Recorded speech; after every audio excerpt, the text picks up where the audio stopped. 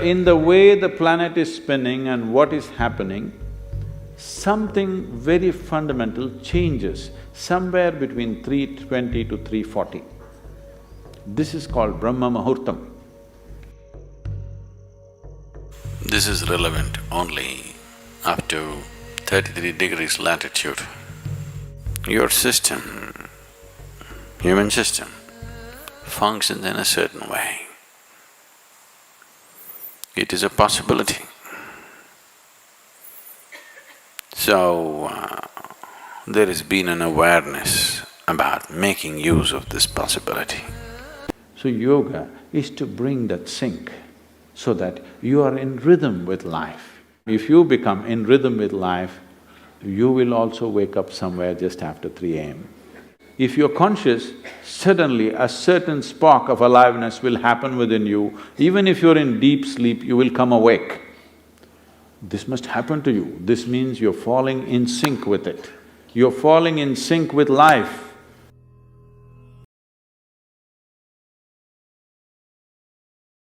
Suppose tomorrow morning you wake up.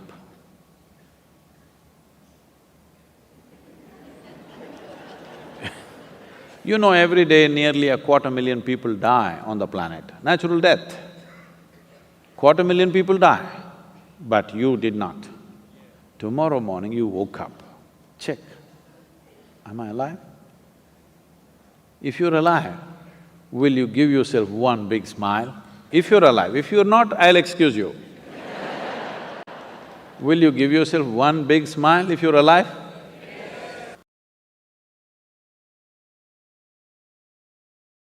But always a bath means the first pail of water is on your head, always. Putting cold water on your body will shift the heat into your brain very rapidly. It should not happen. So this is why those who don't want to wet their hair, at least should take a little bit of cold water and put it, there's a point here, in line with your ears, here. At that point, you put little cold water, immediately you will see a certain cooling happens in the head region. After that, you can have bath with just the body. But otherwise, the first pail of water is over your head, not on your body. So what you do is, you fill the bucket and that's the best way to do it in the morning.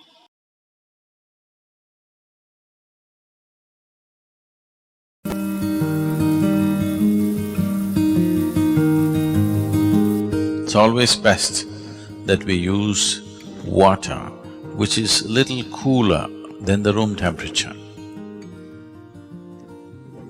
Just a certain volume of water to flow over you or to be immersed in a water which is cooler than room temperature. Because if this happens, one thing that happens on the surface is the cells, the epithelial cells will contract. When they contract, they open up all the pores. The pores between the cells will open up. The cells themselves have pores. We don't want that to open. That will open if you put it in warm water. If you dip your body in a hot water tub, the cells will open up and take in water. That is not always a good thing to do. You put the body in cold water, the cells will contract, the in-between spaces will open, and that's important for practicing yoga.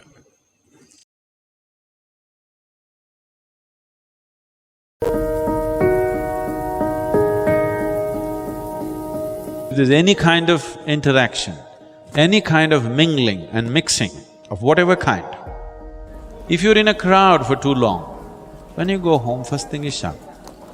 You must do this. If it takes 3, 4, 5 showers in a day, it doesn't matter. For a sadhaka, it's good to shower many times a day.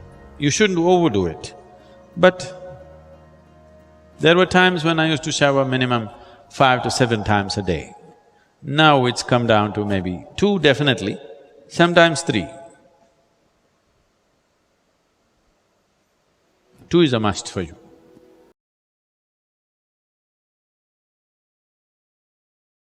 So when you're on the spiritual path, the same goes, because it's an unknown terrain. Every little thing that could support you, people identified.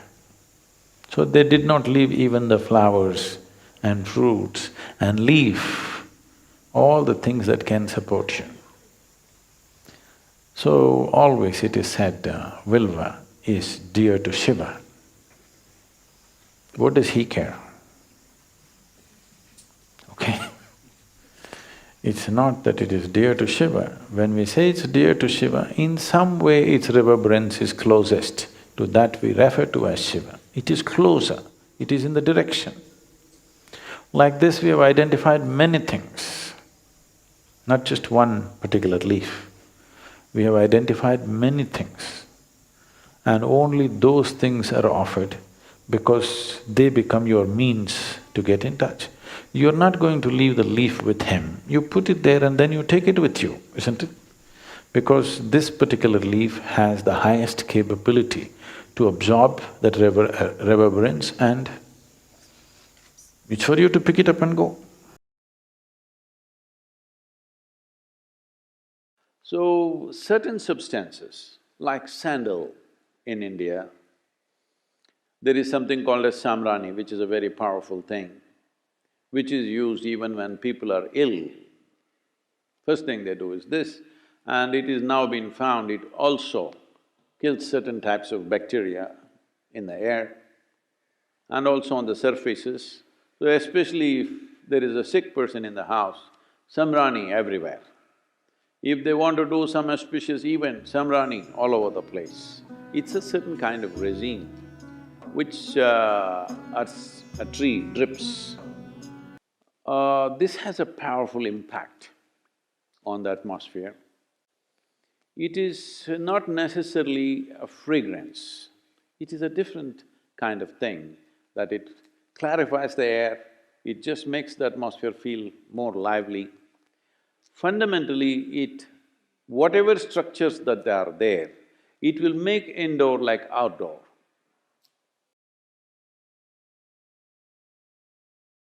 Having said that, what the neem does to your system? Well, in more tangible terms, one immediate thing it will do is, it will keep your alimentary tract clean. When we say clean, this is a region, this whole digestive process is a region where you have maximum amount of other life. So within this alimentary tract, there are a whole host of microorganisms. Many of them have turned friendly to us. We are living because of them, we are able to digest food because of them. Many functions in the body happen because of them. But still there are many who are harmful to us. The uniqueness of neem, especially when it is taken along with turmeric, if these two things go together, largely those things which are not necessary for the body, those things which can harm the body, any kind of parasital life which is there, all these things get eliminated.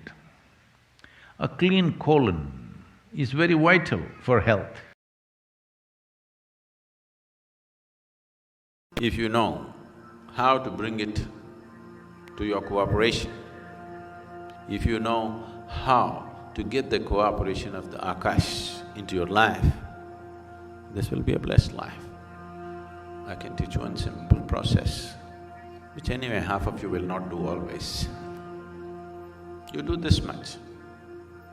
After the sunrise, before the sun crosses 30 degrees angle, 30 degrees means something like this.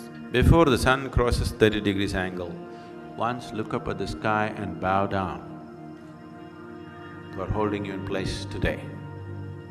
After it crosses 30 degrees, sometime during the day, any time, look up and bow down again. After it sets, once again look up and bow down. Not to some god up there, just to the empty space for holding you in place for today. Just do this. Life will change dramatically. Have you noticed even Tendulkar looks up?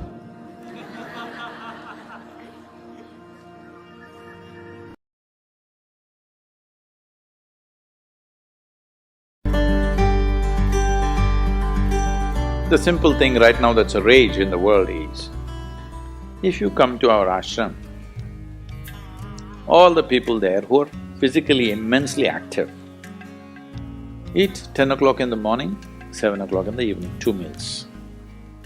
How many doctors have been telling me that they will die of malnourishment, this will happen, that will happen, you must do this, you must do that. I eat only 1 meal a day most of the days. One big meal I eat and that's it. And doctors telling me, no, Sadhguru, the way you're traveling, this will happen, that will happen, you must eat at least once in 4 hours, something you must eat. I said, leave me alone, I'm doing fine.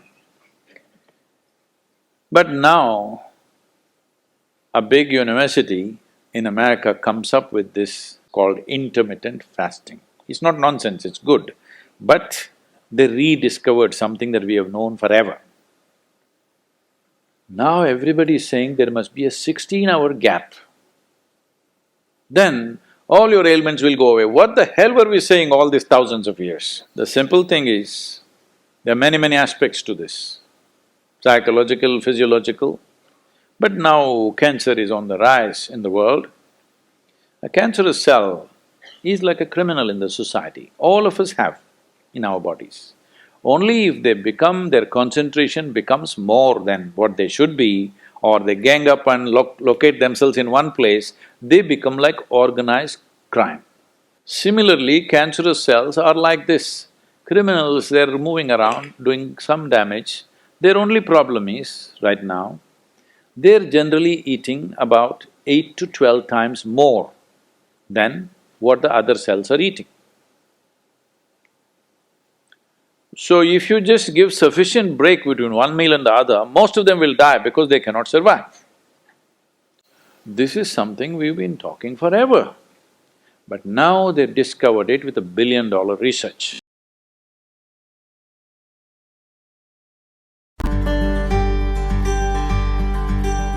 When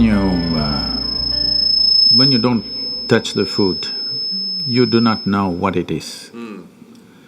If food is not good enough to be touched, I don't know how it's good enough to be eaten. Above all, you don't feel the food. The first thing that's been taught to us is, if food appears in front of you, to hold your hands upon the food for a few moments, just to feel how the food is. If something appears on my plate, if I just feel this, I know what to eat and what not to eat, what I should not eat. I don't taste it and then reject it, I just don't eat. Because my hands are the first level, not tasting in the sense the tongue tastes, but knowing the food. First thing is knowing the food. You want to know a person, you guys go and shake their hands. I'm usually avoiding that, but That's a good strategy.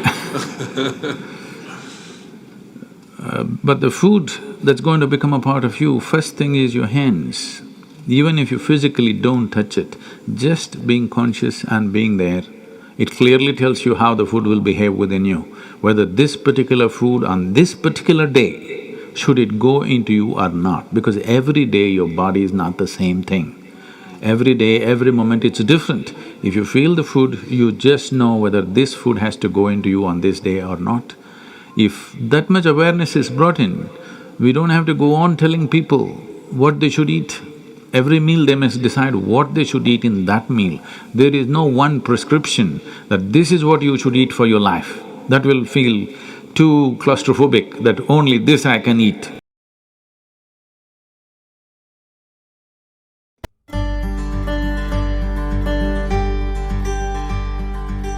Your selection of food and consumption of food also must happen consciously. More than what you eat, how you eat it is also equally important. When I say how you eat it, these are all live substances. Every one of them had a life of their own, whether it's a plant, animal, vegetable, every one of them had a life of their own. Now in some way, you're making food out of it, you must consume it with utmost gratitude. If you approach it with a certain sense of gratitude and reverence towards the food that you eat, when I say reverence, it may feel like too much for you, but I'm asking you, let's say we put you in a room and you had nothing to eat for 5 days. If God appears in front of you, what will you ask for? food. So that's how important it is. You must understand the food on your plate is not just a substance, it is not a material, it is not a commodity, it is life. It is the life-making material for you. So you must treat it as such. Right now, when it's on the plate, when it's out there, it has no value, but the moment you consume it and it becomes your flesh and blood, now suddenly it's of immense value. Why do we live like this? It's very important when it comes on your plate itself, you must treat it as a part of yourself. This is an invocation in Sanskrit to prepare yourself in a certain way. You don't have to know its meaning. If you simply utter the sound, it creates a certain situation within you. We're not saying this to thank God, but to create an inner situation where we receive food with a certain sense of respect, understanding, and reverence. Let's do it together.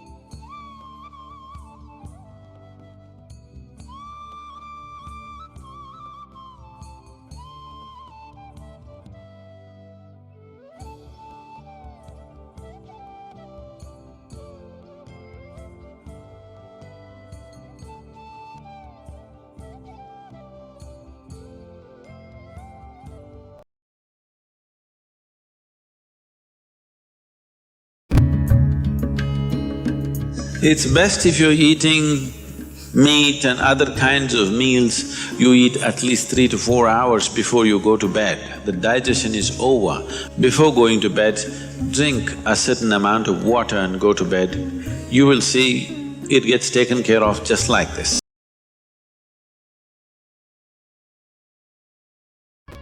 So every day in the night, all of you should do this before you go to bed. Last 3 minutes, everything that you have gathered, the body, the content of the mind, things, don't ignore small things, the small things are big things. If you sleep in that condition, you will wake up with much more light, with much more energy, with much more possibilities than you have imagined possible. Just sleep as life, not as a man, not as a woman, not as this and that.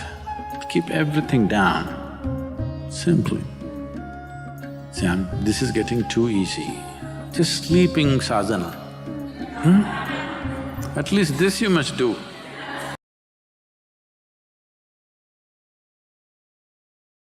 Before you go to bed, sit on your bed and think this is your deathbed. You have just 1 more minute to live. Just look back and see what you have done today, is it worthwhile? Just do this one simple exercise. And you don't know when it really happens, whether you'll be sitting on your deathbed or lying in a hospital, all kinds of things sticking into you. Who knows how it'll happen, but enjoy this every day, that you will sit on your deathbed, look back and see, today, the way I've handled these 24 hours, is it worthwhile? Because now I'm dying. If you do this, you will live a worthwhile life, believe me.